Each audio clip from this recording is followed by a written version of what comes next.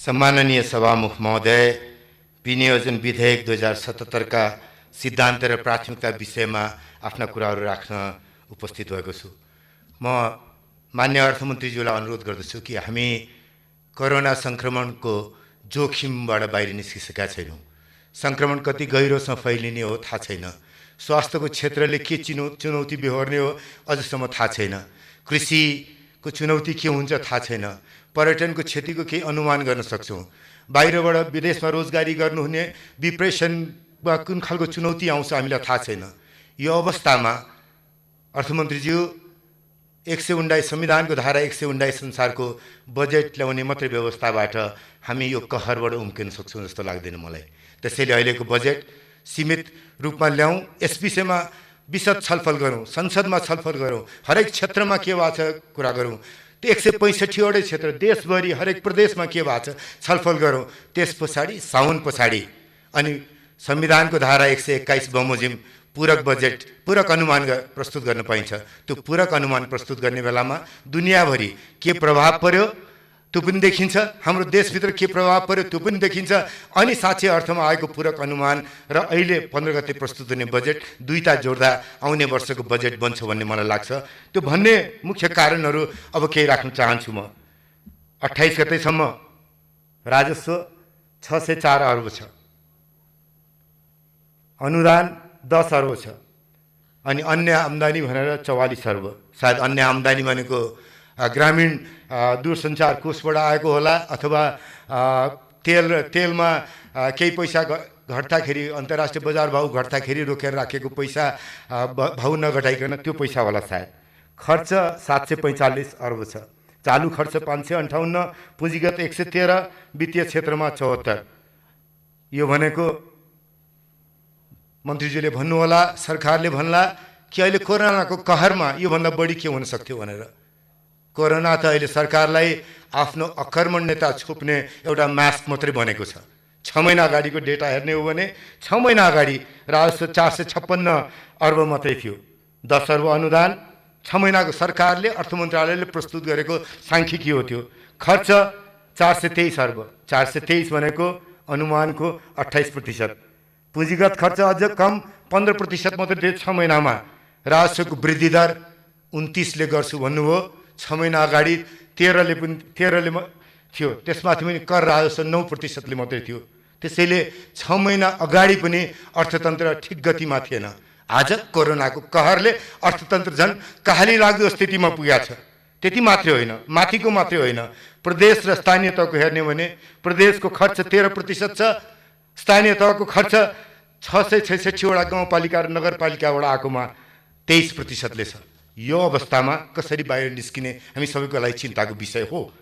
सँगसँगै राष्ट्रिय गौरवका आयोजनाहरूमा मन्त्रीज्यू लक्ष्य 103 अर्ब खर्च गर्ने थियो, 6 महिनामा 19 अर्ब भने 19% मात्रै खर्च भयो।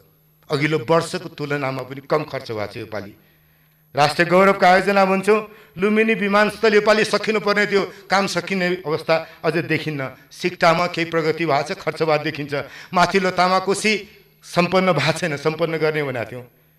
निजगढ विमानस्थलमा 1 रुपियाँ पनि खर्च हुन सकेको छैन। बुढी गण्डकीको बेहाल छ, द्रुत मार्ग खर्च गर्न नसक्ने स्थितिमा बसेको छ। केही सिँचाइका आयोजनामा छन्। पशुपति क्षेत्र विकास कोषमा 6 महिनासम्म 1 रुपियाँ पनि खर्च भएको थिएन। यो परिस्थिति अहिले कोरोनाको कहरबाट मात्रै आएको होइन। कोरोनाको सङ्क्रमणमा हामी नपर्दाखेरि, बन्दाबन्दीमा नहुँदाखेरि पनि अर्थतन्त्र यो अवस्थामा थियो। हाम्रो अब भन्ने चलन छ, ऋण उठाउने धेरै ठुलो ठाउँ छ हामीसँग।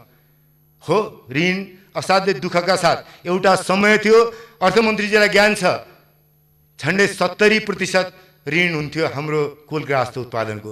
त्यहाँबाट घटेर भूकम्पको अगाडि आइपुग्दाखेरि 25-26मा पुग्यो, अहिले फेरि 35मा पुगिसकेको छ। यो बेलामा ऋणको ठाउँ त छ होला भनौँला हामीले, तर अर्को तर्फबाट हेर्ने हो भने हाम्रो वैदेशिक ऋणको किस्ता बुझाउँदाखेरि 94 अर्ब बुझाउने भन्यौँ हामीले। हाम्रो राजस्वको 10% झन्डै हो त्यो भार त निकै कडा भार हो। अमेरिकामा भएको किस्ताको भार भन्दा पनि हामी कहाँको किस्ताको भार बढी छ। यो अवस्थामा जति पनि ऋण उठाउन सक्ने अवस्था छ त्यतातिर सोच्नु गलत हुन्छ भन्ने मलाई लाग्छ। 8 महिनामा विप्रेसनको आम्दानी 592 थियो, अब कति हुन्छ थाहा छैन। विप्रेसनको आम्दानी घट्छ, हामी सबैलाई थाहा छ। घट्ने मात्रै होइन, कति मानिसहरू देशमा फर्केर आउनुहुन्छ, उहाँहरूको रोजगारीको व्यवस्था कसरी गर्न सकिन्छ, रोजगारीको स्वरोजगारीको र कृषिलाई अर्को बाटोमा लिएर जान के काम गर्न सकिन्छ, केही कुरा तपाईले प्रस्तुत गर्नुमा आएको छ। तर मेरो भनाइ अहिले पनि फेरि यो विषयमा पुरै संसदले विशद रूपमा छलफल गरोस्, एउटा संकल्प प्रस्ताव पारित गरोस्, मोटो रूपमा सरकारलाई सबै दलहरूले मिलेर एउटा बाटो देखाइसकेपछि त्यो बाटोमा पूरक अनुमान आयो भने हामीले काम गर्न सक्छौँ भन्ने अनुरोध गर्न चाहन्छु। मैले मुद्रास्फीति 6.7%ले छ। मुद्रास्फीति घटेन। अब आउने दिनमा अर्थतन्त्रको स्थिति के हुन्छ थाहा छैन। विप्रेसनको आम्दानी घट्दा विदेशी मुद्राको सञ्चिति घट्ने हो, राजस्व घट्छ। किनभने विप्रेसनको आम्दानीबाट झन्डै 100 अर्बको राजस्व हामीले आउँछ। यो पालि 6 महिनाको परिस्थिति हेर्ने हो भने सबैभन्दा बढी राजस्व कहाँ घटाएको छ भन्दा भन्सारको बिन्दुमा उठाइने राजस्व घटाएको छ। अहिले विप्रेसनको आम्दानी घटेपछि त्यसको आधारमा भएको आयातको माग कम भएको छ। अझ भन्सारको बिन्दुमा उठ्ने आयात घटेर जान्छ। यस्तो बेलामा कसरी अगाडि जाने, यो राष्ट्रिय चरित्र, राष्ट्रिय अठोटको विषय हो। राष्ट्रिय अठोटको विषय बनाएर अगाडि लिएर जानुपर्छ। म त्यो अनुरोध गर्न चाहन्छु। हाम्रो देशमा राष्ट्रिय आय 119,000 हो। त्यो खर्चयोग्य आय 152,000 हुन्छ। यसकारण हुन्छ कि विदेशमा दुःख गरेर काम गर्ने नेपाली जसको आज रोजगारी जोखिममा छ त्यसले पठाउँछ। त्यसकारण हाम्रो खर्च गर्ने आम्दानी बढाएको छ। अब गरिबीको रेखामुनि गएको 25-30 वर्षमा 49%बाट अहिले 18 भन्दा कम बाँकी छन्। तर यो पालिको कोरोनाको कहरबाट फेरि हामी फिर्ता त्यही ठाउँमा जाने खतरा छ। किनभने $1 देखि $3 जीवन बिताउने हरेक दिनको संख्या 1 करोड भन्दा बढी छ। त्यो 1 करोड भन्दा बढी नेपालीको जीवन कसरी के हुने हो अहिले जोखिममा छ। त्यसैले अहिले मैले फेरि दोहोऱ्याएर भन्न चाहन्छु, राष्ट्रिय अठोटको आवश्यकता छ। त्यो अठोट सत्ताबाट, प्रतिपक्षबाट, सबैतिरबाट आउनुपर्छ। कृषि क्षेत्रलाई अवसरका रूपमा हेरौँ कि कसरी हाई यिल्डिङ भेराइटीमा लिएर जान सकिन्छ। अहिलेको किसान दुःख पाएर बसेको छ। किन भन्दा उसको फसल फाल्नु परेको छ, मासु कुहिया छ, कुखुरा बिक्री हुन सकेका छन्, दुध पोख्नु परेको छ, तरकारी सबै कुहेर बसेको छ, बजारसम्म पुग्न पाएको छैन। त्यो बजारसम्म पुर्याउने व्यवस्था हामीले गर्न सकेनौँ। विदेशबाट आउने तरकारी, विदेशबाट आउने सामान त बरु काठमाडौँको बजारमा पाइन्छ, तर हाम्रो गाउँको सामान काठमाडौँको बजारमा अथवा जहाँ माग छ त्यो ठाउँसम्म पुर्याउन सकेनौँ। हामीले पुर्याउने व्यवस्था छैन। यत्रो वर्षको हाम्रो अनुभव हो। त्यसैले त्यो क्षेत्रले खोजेको सुधार हामी सबैले बुझ्नुपर्ने नै हुन्छ। त्यति मात्रै होइन, अब फसलको समय छ, बाली लगाउने बेला छ, मलको हाहाकारी केही कम भएको छ। मैले धन्यवाद दिन चाहन्छु आपूर्ति मन्त्रीजीलाई, आपूर्ति राज्य मन्त्रीजी दुवैजनालाई। उहाँहरूले गर्दाखेरि केही मेरो क्षेत्रको समस्या समाधान गर्नलाई मद्दत भयो। तर यतिले पुग्दैन। मलको र भोलि अरू सामग्रीको पनि समस्या छ। नभए यो वर्ष त धानको उत्पादन घट्यो, अर्को वर्ष पनि हामी त्यत्तिकै नराम्रो स्थितिमा पुग्छौँ भन्ने चिन्ता छ। गरिबीबाट मुक्ति हुनको लागि, गरिबीमा नधकेलिनका लागि कृषिको अत्यन्त ठुलो भूमिका हुन्छ। हामी सबैलाई थाहा छ। पर्यटनको बारेमा मैले यति भन्छु, चिनिया भाषामा तयार गरेको प्रचार सामग्री मन्त्रीजीले कहाँ राख्नु भएको छ मलाई थाहा छैन। तर यति गलत सोचबाट हामी कोरोनाको सङ्क्रमणको तयारी गर्दैछौँ। त्यसैले अर्थतन्त्रलाई उकास्ने बेलामा गलत सोचबाट होइन, सही सोचबाट अगाडि जाउँ भन्छु मैले। पर्यटन उद्योग कहिले फर्किने हो थाहा छैन। दुनियाँभरिको पर्यटन उद्योग कहिले फर्किन्छ थाहा छैन। होटलका कोठाहरूमा फेरि कहिले गेस्ट आउँछन् थाहा छैन। 2 वर्ष लाग्न सक्छ, 3 वर्ष लाग्न सक्छ, भन्न सकिन्न। नेपालमा आउने पर्यटकका लागि नेपाल सुरक्षित गन्तव्य मात्रै भएर पुग्दैन। अन्य धेरै ती उद्योगमा बस्ने काम गर्ने मान्छेहरू अथवा ती उद्योग व्यवसायीहरूलाई कसरी जोगाउन सक्छौँ त्यो आज चिन्ताको विषय हो। उड्डयन क्षेत्र त्यसरी प्रभावित छ र पर्यटनको क्षेत्रले गर्दा प्रत्यक्ष अप्रत्यक्ष रोजगारी दुईटै प्रभावित छ। पुँजी निर्माण गर्ने काम निजी क्षेत्रको उत्तिकै ठुलो भूमिका छ। अहिले निजी क्षेत्रको निर्माण व्यवसायीहरूको बेहाल छ। बन्दाबन्दीले यातायात, उद्योग, वाणिज्य, सेवा, व्यापार, थोक खुद्रा व्यापार सबै प्रभावित छ। आज आम नागरिक प्रभावित छ।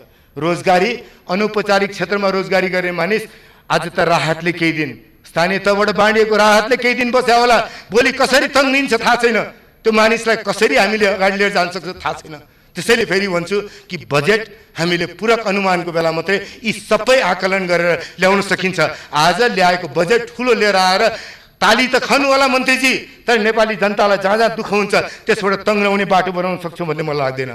अहिलेको सक दुईटै सक हो, के अरे डिमान्डको पनि हो, सप्लाईको पनि हो। त्यसैले तरलताको स्थिति के हुन्छ, मुद्रास्फीति कस्तो हुन्छ थाहा छैन, त्यसले ब्याजमा के प्रभाव पार्छ थाहा छैन। ब्याज बढेर जाने हो भने आर्थिक मन्दीमा, अझ गहिरो आर्थिक मन्दीमा हामी धकेलिनु पर्ने हुन्छ।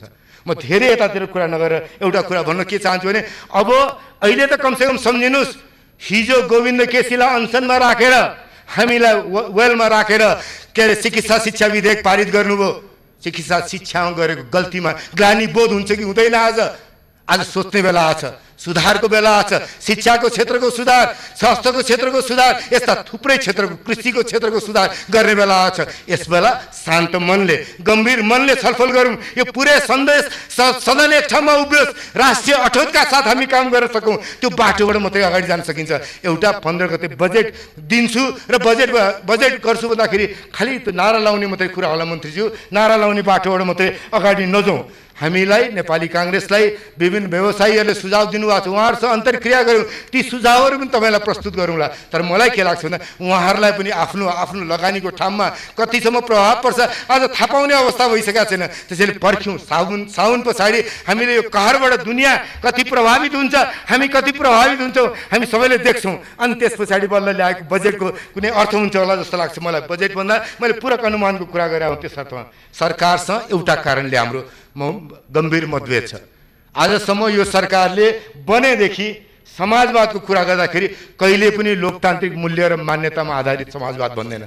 यो दस्तावेजले पनि लोकतान्त्रिक मूल्य र मान्यतामा आधारित समाजवाद भन्दैन। हामीले संविधान लेख्दा गम्भीर मनले, सचेत मनले लेख्यौँ।